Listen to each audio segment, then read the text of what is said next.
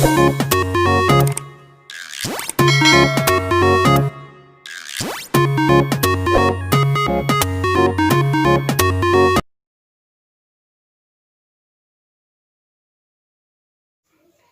Students, आशा करती हूँ कि आप सारे लोग बहुत अच्छे होंगे और सारे ही अपने घरों में बहुत सुरक्षित होंगे।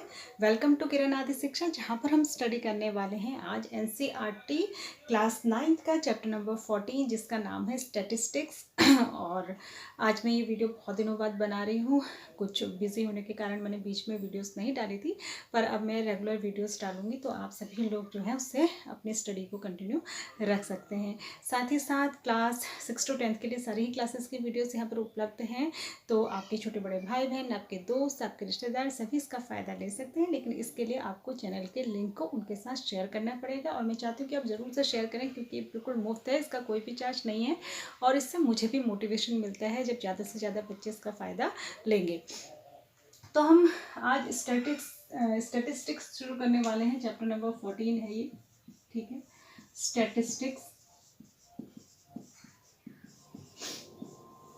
स्टैटिस्टिक्स होता क्या है, ठीक है। सबसे पहले हमें ये जानना है कि स्टैटिस्टिक्स होता क्या है। वैसे तो क्लास 6 to 8 तक इसके छोटे छोटे पार्ट्स आप पढ़ चुके हैं, छोटी छोटी चीज़ों के बारे में आप जान चुके हैं। फिर भी हम आज थोड़ा सा बेसिक डिस्कशन इसमें करेंगे, जिससे कि आपको इसके बेसिक्स पता लग जाए। आगे तो फिर हम करेंगे। तो हम एक बहुत ही कॉमन वर्ड सुनते हैं, डेटा, ठीक है। डेटा क्या होता है, डेटा या डाटा। तो डेटा क्या होता है, हम अपनी डे टू डे लाइफ में रोज़ कुछ ना कुछ इन्फॉर्मेशंस लेते रहते हैं, सुनते रहते हैं। हम मैगजीन्स पढ़ते हैं, हम टीवी देखते हैं, और हम न्यूज़पेपर पढ़ते हैं। तो वहाँ से हमको बहुत सारी इन्फॉर्मेशन मिलती है। क्या मिलती है हमको? बहुत सारी इन्फॉर्मेशन मिलती है, ठीक है। बहुत सारी इन्फॉर्मेशन मिलती है। अब इसमें से जो सारी इन्फॉर्मेशन होती है वो हमारे काम की नहीं होती है, हमारे काम की कुछ ही इन्फॉर्मेशन होती है। तो हम अपने काम की इन्फॉर्मेशन को इसमें से कलेक्ट कर सकते हैं, ठीक है। तो हम यहाँ से क्या करते हैं, जो मीनिंगफुल इन्फॉर्मेशन होती है, जो हमारे लिए मीनिंगफुल है। देखो, हर इन्फॉर्मेशन किसी के लिए मीनिंगफुल होगी, किसी के लिए कुछ दूसरी इन्फॉर्मेशन मीनिंगफुल होगी, पहले वाली नहीं होगी। तो मीनिंगफुल इन्फॉर्मेशन जो होती है उसको हम जो है अपने पास कलेक्ट करते हैं। तो जो डेटा होता है, डेटा दो टाइप का होता है। एक होता है प्राइमरी डेटा, ठीक है, ये ध्यान रखना है। कभी कभी एक नंबर में ये भी पूछ लिया जाता है प्राइमरी डेटा कौन सा होता है और सेकेंडरी डेटा कौन सा होता है। एक होता है प्राइमरी डेटा और एक आपका होता है सेकेंडरी डेटा, ठीक है। एक होता है प्राइमरी डेटा और एक क्या होता है सेकेंडरी डेटा। प्राइमरी डेटा क्या होता है, जो इन्वेस्टिगेटर है। इन्वेस्टिगेटर कौन है? जो किसी चीज़ के बारे में इन्वेस्टिगेट कर रहा है, किसी चीज़ के बारे में जानकारी लेना चाह रहा है, ठीक है। तो जैसे मैं अगर किसी चीज़ के बारे में कोई रिसर्च कर रही हूँ या कोई किसी टाइप का डेटा कलेक्ट कर रही हूँ किसी पर्टिकुलर चीज़ के बारे में, तो मैं इन्वेस्टिगेटर हूँ, ठीक है। तो जो इन्वेस्टिगेटर होता है, जब वो डेटा को खुद से जाके कलेक्ट करता है, मतलब वो अपने आप ही उसको जाके कलेक्ट करता है, तो उसको कहते हैं प्राइमरी डेटा। जैसे अगर मुझे ये पता करना है कि जो 12th के बाद बच्चे जब जाते हैं तो ज़्यादातर कौन सी, या 10th के बाद बच्चे ज़्यादातर कौन सी स्ट्रीम लेना पसंद करते हैं, ह्यूमैनिटीज़ में जाना पसंद करते हैं या कॉमर्स में जाना पसंद करते हैं या फिर साइंस में जाना पसंद करते हैं, या फिर इसको थोड़ा सा चेंज करके कह दूँ तो मैं कौन सा प्रोफेशन, 12th के बाद बच्चे सबसे ज़्यादा कौन से प्रोफेशन में जाने के लिए उत्सुक रहते हैं, कौन सा प्रोफेशन चूज़ करते हैं। अगर मुझे ये पता करना है तो या तो मैं पहले से जो डेटा है, प्रीवियसली किसी ने अगर कोई इन्वेस्टिगेशन किया है, कोई रिसर्च किया, वहाँ से मैं डाटा ले लूँ, या फिर मैं खुद जाऊँ, मैं स्कूल टू स्कूल जाऊँ, मैं 1000 स्टूडेंट्स को अपने स्कूल, अपने जो एरिया है, मेरा जो सिटी है, वहाँ के 1000 स्टूडेंट्स को सिलेक्ट कर लूँ, या अपने एरिया के मैं 25 स्कूल सेलेक्ट कर लूँ, हर स्कूल में जाऊँ, वहाँ से पता करूँ कौन सा बच्चा 12th पास करके किस किस प्रोफेशन में गया है। तो मैं ये खुद से जाके जब जानकारी कलेक्ट करूँगी तो इसको कहते हैं प्राइमरी डेटा। और कुछ जानकारी ऐसी होती है जो हमें किसी और सोर्स से मिलती है, हम मतलब उस डेटा को हम जाकर खुद से कलेक्ट नहीं करते हैं, वो हम ऑलरेडी डेटा होता है, हम उसको वहाँ से लेते हैं, तो उसको कहते हैं सेकेंडरी डेटा, ठीक है। तो ये दो बातें हो गई, एक तो हो गया प्राइमरी डेटा और एक हो गया सेकेंडरी डेटा, ठीक है। स्टैटिस्टिक्स जो शब्द है, ये स्टैटिस्टिक्स जो शब्द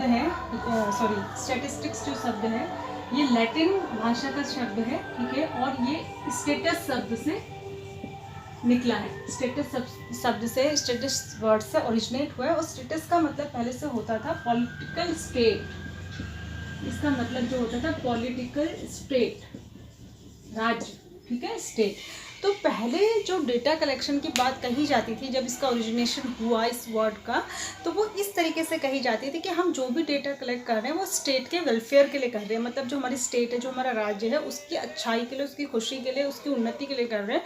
तो इसलिए इसको स्टैटिस्टिक्स नाम दिया गया। और बाद में स्टैटिस्टिक्स का मतलब एक तरीके से न्यूमेरिकल डाटा से हो गया। किससे हो गया? न्यूमेरिकल डेटा से हो गया, ठीक है। अब डेटा तो हमने कलेक्ट कर लिया, ठीक है। डेटा कलेक्ट करने के बाद हम क्या करते हैं?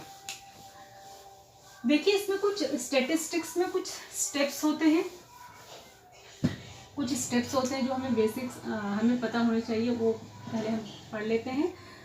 उसके बाद हम बात करेंगे आगे। इसके कुछ स्टेप्स होते हैं।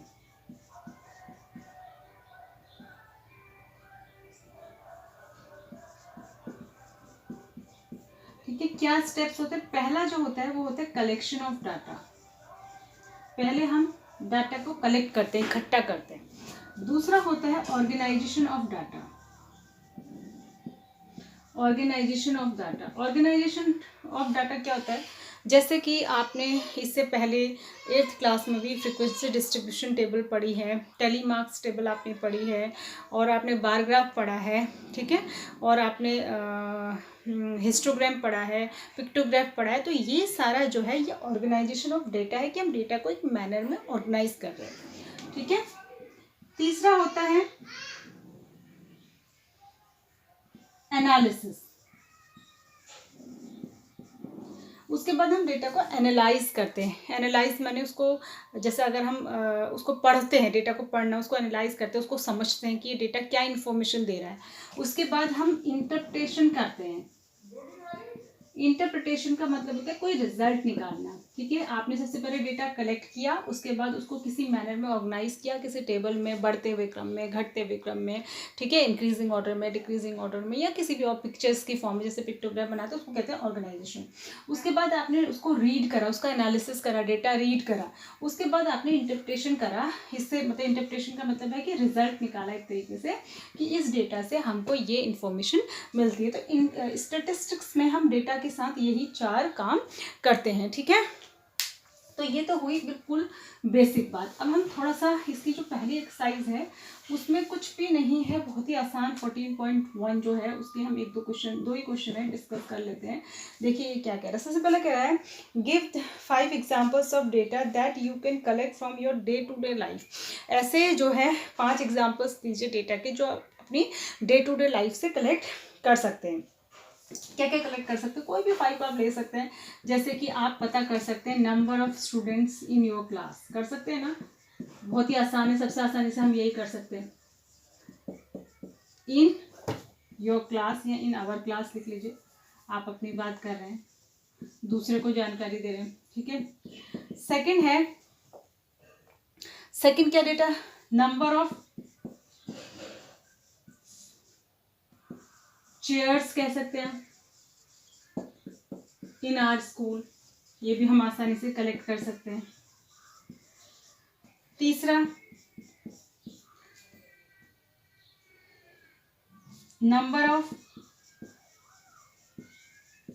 ट्रीज इन आवर स्कूल, ये भी हम काउंट कर सकते हैं। आसानी से हम इस डेटा को अपने आप से जाके स्कूल में काउंट कर सकते हैं, ठीक है।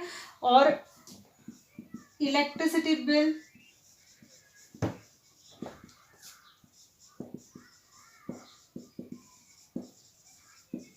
Our house of last 2 year, ये भी हम अपने घर से ही हमें मिल जाएगा, ये भी हम पता कर सकते हैं, ठीक है। उसके बाद है इलेक्शन रिजल्ट्स, हम न्यूज़ में सुनते ही रहते हैं, इलेक्शन अगर हुआ है तो उसका रिजल्ट्स, ठीक है, ऑब्टेन फ्रॉम टेलीविजन और न्यूज़पेपर, ये भी हमारा डे टू डे लाइफ से हम अपना डेटा कलेक्ट कर सकते हैं। 6th है लिटरेसी रेट,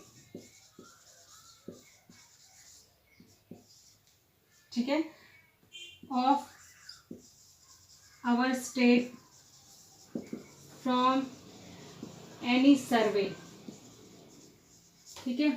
लिटरेसी रेट मतलब कि साक्षरता की दर, मतलब हमारे स्टेट में कितने में से कितने लोग पढ़े लिखे हैं, उसको कहते हैं literacy rate of our state from any survey. कोई एजुकेशनल सर्वे अगर हुआ हो और उसका डेटा हमें मिल जाए तो हमें पता चल जाएगा कि लिटरेसी रेट हमारे स्टेट में क्या है, ठीक है। तो ये तो इसने कहा कि कोई भी 5, इसने बोला था, मैंने 6 लिख दिए, कि कोई भी 5 डेटा बताइए जो आप अपनी डे टू डे लाइफ से कनेक्ट कर सकते हैं। ये है आपका क्वेश्चन नंबर 1। अब इसी का क्वेश्चन नंबर 2 जो है वो क्वेश्चन नंबर 1 से ही कनेक्टेड है। देखिए कैसे, ये क्वेश्चन नंबर 2 में ये कह रहा है कि classify the data in question number 1 above as primary और सेकेंडरी। ये बताइए इसमें से कौन सा प्राइमरी डेटा है और कौन सा सेकेंडरी डेटा है। तो देखो पहला है number of student in our class, ये हम खुद ही जाके पता कर रहे हैं, हमें खुद ही गिनने पड़ेंगे अपने क्लास के स्टूडेंट, या हमको पता होगी स्टूडेंट, तो इसको कहेंगे प्राइमरी डेटा। ये हमें किसी और से नहीं पता चल रहा, हमें खुद ही पता है।